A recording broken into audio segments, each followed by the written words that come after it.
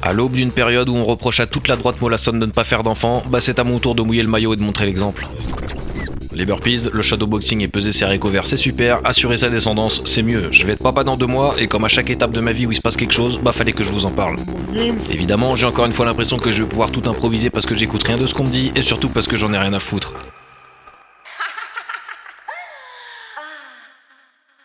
Jusqu'à preuve du contraire, on est tous sortis du même endroit et ça s'est presque bien passé pour tout le monde. Donc remettons les points sur les i avant qu'on fils débarque et permettez-moi cette petite prose sur laquelle vos esgourdes risquent de frétiller un peu. Alors ça apparemment c'est très français, j'ai ouï dire que dans les autres pays ça se faisait moins, mais ici c'est bel et bien un sport national. Autant mes potes à part me dire que je vais moins dormir, ils restent évasifs sur le sujet et encore c'est à moi de poser des questions, autant les conseils à la maman, ça y va. C'est même un truc complètement incroyable, entre les gens qui en ont fait pour faire comme tout le monde et qui se rendent compte qu'ils vivent un enfer parce qu'ils sont incapables d'avoir une once d'autorité et que partout ils se déplacent c'est la kermesse, ceux qui viennent dire à la maman qu'elle va souffrir avec la schneck en chou-fleur, que elle va niquer son corps et sa vie, je vous assure qu'on est entouré d'expertes en grossesse et en psychologie féminine. Ma femme part chercher un colis et croise une pote, elle revient, elle a envie de se faire avorter. Mange pas ci, conduis plus, bois ça, fais du sport, fais pas de sport, bois de l'eau, fais pas les vaccins, mets pas de crème, mets de l'huile, désactive les airbags, évite l'adrénochrome et les soirées avec palmade avant de dormir, blablabla. En fait, c'est comme les CV, vu que tout le monde est passé par là, tout le monde se sent concerné et se permet de donner des conseils. Résultat, tu peux montrer ton CV à 30 personnes, t'auras 30 avis différents. C'est pareil pour la grossesse. Le seul conseil qu'on a vraiment écouté jusqu'ici, c'est celui de n'écouter personne. Et de le dire haut et fort avant que tout conseil de merde ne puisse sortir de la bouche de l'interlocuteur adverse. Quand j'étais petit au collège, je me rappelle, les grands me demandaient qui étaient mes profs, et quand je leur disais les noms, on me disait « Oh là là, tu vas voir, c'est une connasse celle-là, et lui, oh là là, c'est ton prof principal, bordel, t'es dans la merde, c'est un ouf !» Comble du hasard, c'était systématiquement les profs que j'avais préférés. Vous savez comment je fonctionne et comment j'avance dans la vie, en me fixant des objectifs qui paraissent toujours inatteignables sur le moment. Changer de voiture, déménager, acheter un setup, programmer un voyage, réserver un concert à 500 km ou même écrire un livre. J'y pense tous les jours jusqu'à ce que l'objectif soit atteint, et comme par miracle, ça se produit pratiquement toujours. C'est pareil pour l'enfant, il aura de l'amour, il mangera à sa faim et dormira au chaud. J'y pense tous les jours, et comme disait Booba, souhaite-nous santé bonheur, le reste on l'achètera. Passé 30 ans, on arrive normalement à comprendre son cerveau et à déterminer ce qu'on ne veut pas et ce qu'on ne veut plus. Les concessions c'est bien, la cohésion c'est mieux. T'es assez grand pour comprendre que ta femme doit te plaire à toi et pas uniquement à tes potes ou à ta famille. Je vois un paquet de pseudo-coachs en séduction qui viennent t'apprendre pour 300 € à conclure un date alors que la seule et unique solution dont personne ne parle est assez simple, il faut se marrer.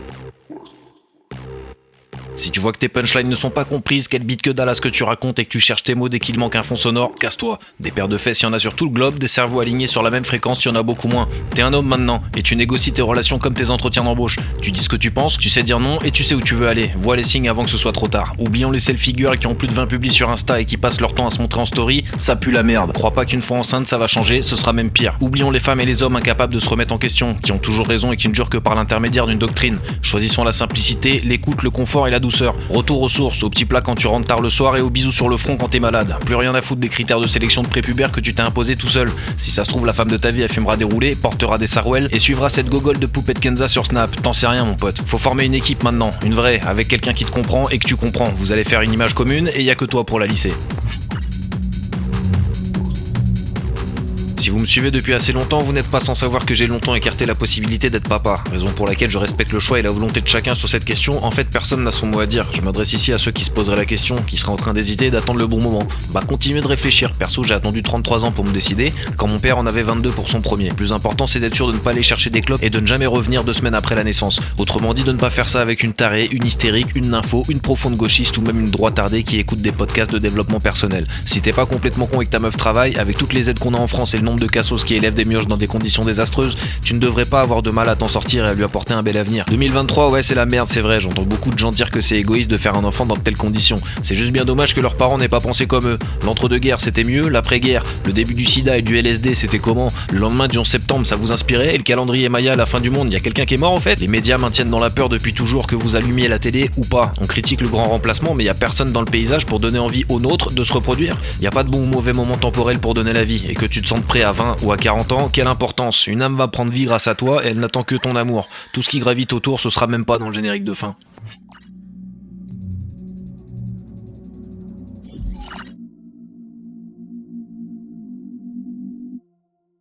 Cette étape, j'imagine qu'un paquet la sentent pas passer, puisqu'ils la pensent légitime, et ou qu'ils n'ont pas besoin d'analyser tout ce qui se passe autour d'eux en continu. Mais elle a changé ma vie. Avant même qu'il soit né, j'ai déjà l'impression d'avoir un autre cerveau, et il y a un paquet de trucs qui sont encastrés dans ma tête sans que je ne contrôle quoi que ce soit. Tous ces mecs que j'ai insultés sur les réseaux et qui n'ont jamais pris la peine de me répondre. Finalement, ils en avaient vraiment rien à foutre. Nourrir sa famille et s'occuper de sa femme, ça passe au-dessus d'un clash stérile avec un inconnu ivre-mort devant son ordi qui ne pense qu'à se marrer et à faire des vues. Déjà, quand t'as pris conscience que le mot copine n'était plus adapté, c'est que t'as passé un cap. Lui tenir les cheveux quand elle dégueule et courir lui apporter un verre d'eau avant qu'elle le demande, couper ses ongles de pied, trier les crottes du chat parce qu'elle peut plus s'approcher de la litière. Suivre le cheminement des hormones et la modification de son corps en ne pouvant être que spectateur. Se rendre compte qu'elle est même pas à la moitié du chemin, que ta propre mère a eu plusieurs enfants et que tu l'as jamais entendu se plaindre. Une partie de mon cerveau s'assombrit pendant que d'autres idées ternissent. Le nombre de mecs que j'ai insultés de canards, de cucks, qui fermaient leur gueule devant leur meuf, qui permettaient des choses que je trouvais lunaires jusqu'ici. Le nombre de tweets assassins envers des mecs qui avaient juste compris la vie avant moi, le nombre de fils de p que j'ai lâché sans réfléchir alors que j'étais juste en train d'insulter la vie. Je me retrouve plus dans rien, ça me fait plus rêver les gros bras, les saucissons et les blagues sur la gauche. La course au développement personnel, à la bonne bouffe et à la parfaite hygiène de vie. La course au résultat sur absolument tout. Déjà que leur chier dessus, mais là je suis passé un cran au-dessus. Le virilisme qu'on nous inculque dans notre sphère, finalement on est complètement à côté de la plaque. Le patriarcat, j'ai grandi dedans. Mon daron n'a jamais lancé une machine ni fait à manger ou même fait les courses. Il conduisait et sortait les poubelles. Mais est-ce que c'est vraiment un bon exemple? Idolâtrer les hommes qui transpirent, les boulots manuels, la campagne, les gens qui ont des difficultés d'élocution, l'arrêt qui dépasse. C'était marrant, c'est vrai, mais qui nous dit qu'un petit comptable chétif qui roule en duster est un plus mauvais père qu'un blaireau qui se bute au rhum et qui parle mal à sa femme dès qu'il a un coup dans le museau? Évidemment, tout est nuançable, mais j'ai encore jamais vu quelqu'un de notre camp vanter l'importance de sa femme dans sa vie, à quel point elle était le diamant de l'équilibre parfait et pourquoi fallait en prendre soin, comme si c'était tabou, comme si c'était péd, comme si c'était cuck d'être aux petits soins. Non, au lieu de ça on a des photos de mecs torse nu sur Insta ou en costard qui nous donnent des conseils sur ce qu'on a le droit d'écouter ou de regarder, sinon c'est pas bien. Allez vous faire enculer. Critiquer l'islam pour finalement imposer votre doctrine à vous, ça n'a aucun sens. Y a aucun équilibre sur YouTube entre le Cyprien adolescent qui se déguise en Pikachu et Kabé qui harcèle Thibaut InShape sur Twitter pour qu'il fasse absolument des gosses avec sa femme. En fait, à droite, on défend le patriarcat, les couilles et la sueur, sauf que quand t'es en cours de préparation à l'accouchement avec ton petit masque et ton cahier pour prendre des notes, avec une sage-femme qui t'apprend que le trou de balle de ta femme va probablement fusionner avec sa schneck le jour de l'accouchement, bah c'est pas le développé couché en Marcel qui va te sortir de cette merde. C'est pas les 10 000 pas par jour qui vont te faire comprendre qu'être un homme c'est aussi foutre son ego dans le placard, c'est aussi s'écraser pendant une embrouille, c'est aussi passer au-dessus des idées reçues que t'avais sur un paquet de sujets, c'est fermer sa gueule et se plier à ses désirs sans te poser de questions. Elle porte la vie donc supporte la peine plus que personne. N'oublie jamais. Peut-être que les coquillettes cordon bleu devant tes PMP, bah finalement t'as le droit. Peut-être que t'intéresser au tir à l'arc, au badminton et à tout un tas de secteurs que t'as jamais trouvé hétérosexuels, bah en fait c'est cool. Parce que t'as qu'une vie et que le solfège c'est pas possible de l'apprendre à l'EHPAD. On fait partie des médias, des images véhiculées, des idées qui circulent partout. J'ai une responsabilité là-dessus et je le sais.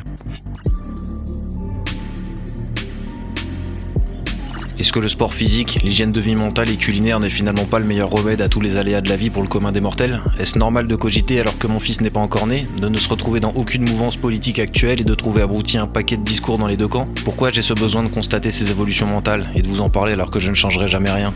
Est-ce que vous êtes comme moi? Est-ce que vous bougez chez vous quand il n'y a personne pour vous voir ou est-ce que vous êtes immobile et vous attendez une interaction de ma part, un peu comme les Sims? J'aurai jamais les réponses à tout ça. Ce que je sais c'est que je suis fier d'avoir évolué à vos côtés et que malgré mes 100 nuances de haine à l'année, vous avez toujours eu les mots et les attitudes dont un youtubeur un peu taré pouvait rêver. On a commencé sur Facebook en punchlinant toute cette merde ambiante, on finira sur copains d'avant à se moquer des photos de classe, comme les bons boomers que nous allons devenir. C'est en tout cas ce que je nous souhaite. À l'annonce de cette vidéo, j'ai reçu pas mal de DM me disant de partager la liste de naissance. C'est cool les gars, vraiment ça me touche. Mais par souci évident de confidentialité pour ma femme et pour mon fils que vous ne verrez qu'en échographie, tiens d'ailleurs, il est là. Le meilleur moyen de participer et de m'aider pour cette étape de notre vie est de prendre un ou même plusieurs livres sur penolacuenta.fr. Il m'en reste 300 à vendre et je pourrais commencer l'écriture d'un nouveau. Il fait 200 pages, se mariera parfaitement au papier peint de vos chiottes et je vous en voudrais pas si vous calez le micro-ondes avec sans jamais l'ouvrir. Merci à tous, à bientôt.